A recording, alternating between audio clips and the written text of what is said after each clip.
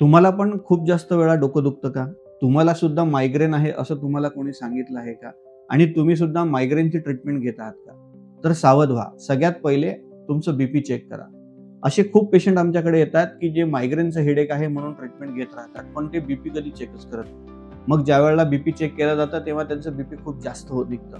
Normal BP हे 120 ते 80 या रेंजमध्ये राहतं. पण जर तुमचं बीपी याच्यापेक्षा जास्त असेल, तर तुम्हाला हेडेक होऊन डोकं दुखू शकतं आणि त्याला मायग्रेन समजून तुम्ही मायग्रेनची ट्रीटमेंट चालू करू शकता. पण जर ते बीपी वाढलेलं असेल आणि त्याची ट्रीटमेंट घेतली, तर तुमचं डोकं दुखणं थांबू शकतं आणि मायग्रेनची ट्रीटमेंट घेण्याची काही गरज नाही. म्हणून जर तुमचं वारंवार डोकं दुखत असेल, तर मायग्रेन हे डायग्नोज करायच्या आधी किंवा त्याची ट्रीटमेंट चालू करायच्या आधी स्वतःचं बीपी नक्की चेक करा आणि ते वाढलेलं असेल, तर त्याची कृपा करून ट्रीटमेंट घ्या.